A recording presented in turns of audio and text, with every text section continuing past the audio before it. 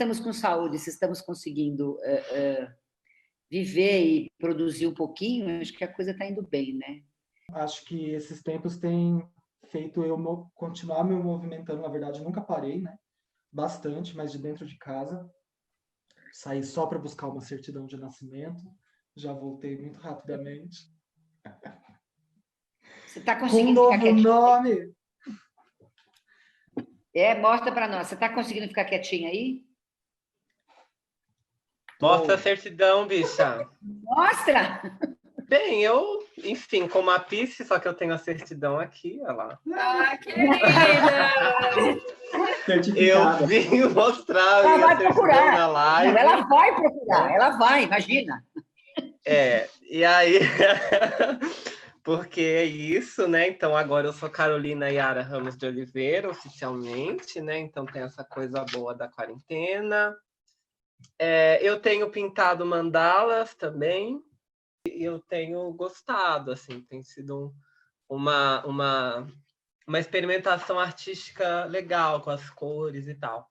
E eu tenho também me dedicado à poesia, né? Eu já escrevia, eu tenho 2 romances, né, publicados, romances espíritas, né, antes da minha transição. Cadê sua certidão, Pisci? Cadê sua certidão?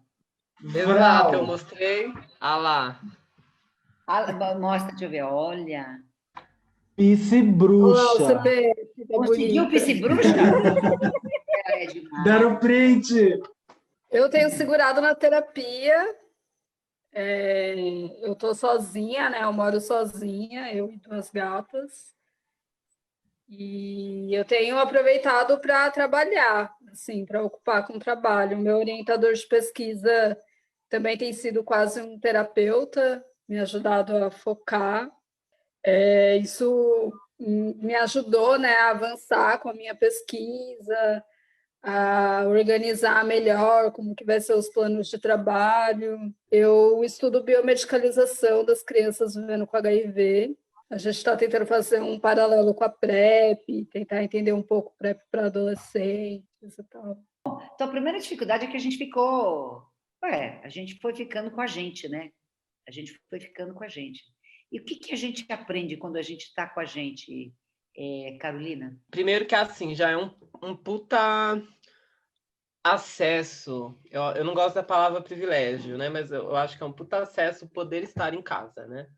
Então, muitas das minhas amigas, elas não puderam fazer quarentena porque ou por serem travestis não conseguiram acesso ao auxílio emergencial, ou porque elas não podiam, por algum motivo, parar de fazer programa.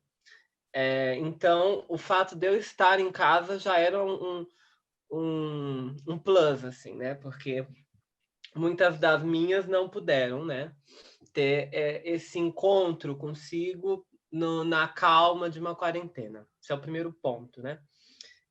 Mas eu pude perceber que o sistema que a gente vive coloca muito a gente para produzir e alcançar metas, né? E aí, nesse processo, você acaba não aproveitando o próprio tempo que você tem, né? De valorizar o instante do momento, né? O instante do presente, as companhias, enfim, de viver com intensidade os momentos e de se mergulhar em si e mergulhar no outro, né? Em suas complexidades, né? Pisci bruxa, você conta para nós aí o que a gente aprende quando a gente fica com a gente mesmo. Nossa, esse processo de voltar para casa, né? Porque antes da pandemia eu estava muito ausente de casa e aí retornar foi muito louco assim, porque eu acho que no começo deu uma leve acalmada na minha, enfim, você tem toda a ansiedade do momento, né?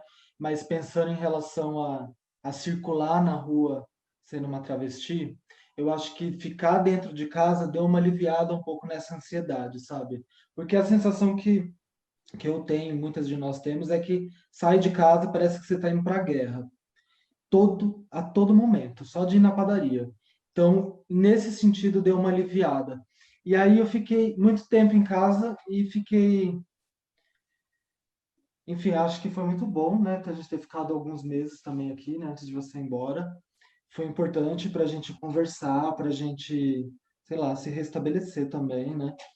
E não só entre nós, mas entre várias outras pessoas também, não só que de forma virtual, sem dúvida. Para mim tem sido tipo, eu tenho tentado cuidar mais do meu corpo no sentido de descansar mais. Estou tentando voltar a fazer uns alongamentos, enfim, tentando pensar outras formas de lidar com todas as coisas que eu tenho que produzir também, né? Porque tem muita coisa que chega, sem a menor dúvida. É bem difícil, né? Porque, enfim, eu demorei mais para conseguir me articular mais com outras pessoas e tal, porque quando eu me vi mais comigo mesmo, assim, você começa a entrar em contato com... Eu comecei a entrar em contato com várias coisas de mim mesmo que eu não gostava muito, assim. Mas o mais difícil foi perceber quanto que a saudade dói, né? Eu estava comigo mesmo, mas ainda pensando em outras pessoas e a falta que fazia, né? E eu acho que o que eu aprendi mais nesse momento foi que eu não estava valorizando tanto o contato com as pessoas, assim. Acho que eu venho num processo diferente das meninas, que é o fato de eu já morar sozinha, né? Antes de tudo isso, antes da quarentena, antes da pandemia, eu já estava sozinha, em outro estado. Então, essa rotina de falar pela internet, de ficar muito tempo em casa, já fazia parte do meu dia a dia, né?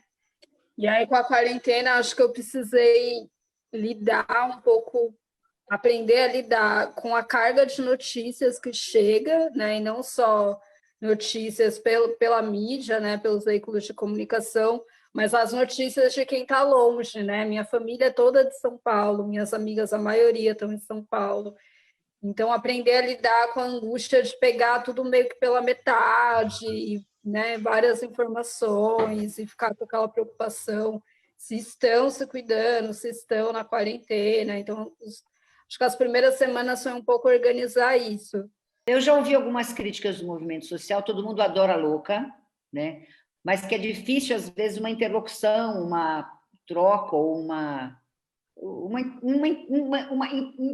interação de pautas e de questões. Procede isso? Acho que com alguns fatores, sim. Assim, a gente...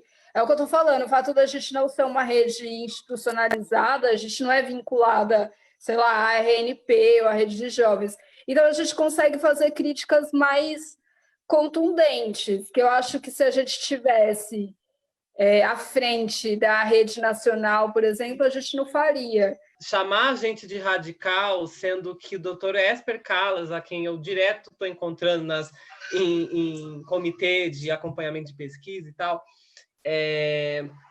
ele mesmo conta que Beto Volpi foi lá numa mesa jogar um frasco com um pedaço da bacia dele na mesa do Esper Callas, entendeu?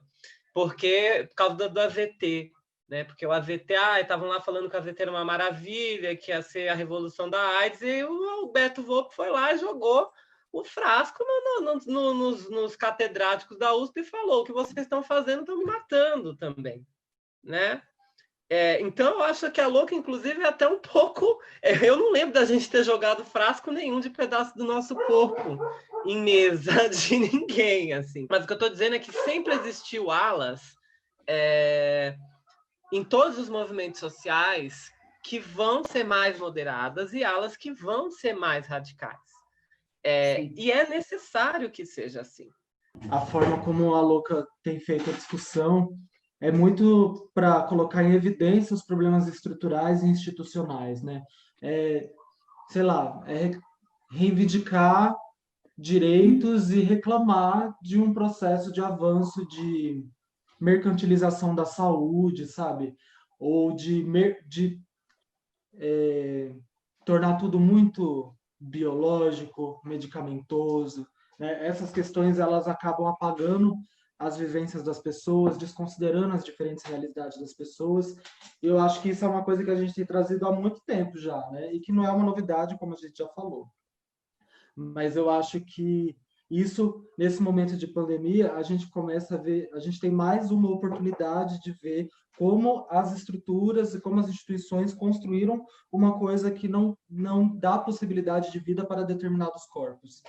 Então, isso fica em evidência agora com o Covid, né? Nesse tempo de pandemia. Acho que, sei lá, é se atentar mesmo ao que a gente tem construído como sociedade, né? E o que a gente está fazendo agora e o que a gente está prospectando para o futuro. Então, eu acho que é esse o caminho. A gente tem que pensar estratégias, pensar alianças, pensar horizontes, né? Sem perder também o momento, né? O instante, e só o concreto, né? Que a gente tem que é o presente, né? Sempre converso com gente que fala muito bem e fala bastante. Então, agora, o desafio é vocês deixarem uma palavra na nossa live. Hoje eu quero trazer, para quem assistiu, quem vai assistir a nossa live, eu quero trazer, por conta das 100 mil mortes e tudo mais, eu quero trazer esperança. A Aline quer trazer o quê? Cura. Ai, eu pensei nisso. Cura. Pice? Desintoxicação. Desintoxicação. Marcelo? Solidariedade. Bacana. Carolina? Utopia. Utopia. Adorei, muito obrigada. Muito obrigada. Arrasou, obrigada, foi tudo. O peitinho quase veio várias vezes. Beijo, gente. Beijo, Nossa, deixa eu ver, Um tá abraço. linda, tá linda.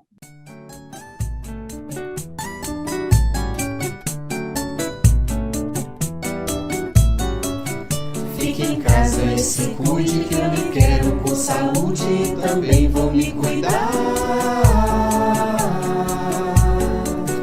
Cantarola, um pixinguinha, um Noel e um Braguinha e a princesinha do mar. Nunca perca esse sorriso, mas que nunca é preciso soltar a voz e cantar. Pra que todo mundo lembre que a vida segue sempre, tudo isso vai passar. Faça algo que anime, jogue cartas, veja um filme, mude as coisas de lugar. Toca um samba do Vininha, tá tocando na caixinha. Ah, eu sei que vou te amar. Pegue um livro na estante, toque um violão e cante. Pare um pouco pra pensar. Não será o fim da linha e, como disse Gonzaguinha, nunca pare de sonhar. Nunca pare de sonhar. Pare um pouco pra pensar. Nunca pare de sonhar. Nunca pare de sonhar. Soltar a voz e cantar. Nunca pare de sonhar. Nunca pare de sonhar. Pare um pouco pra pensar. Nunca pare de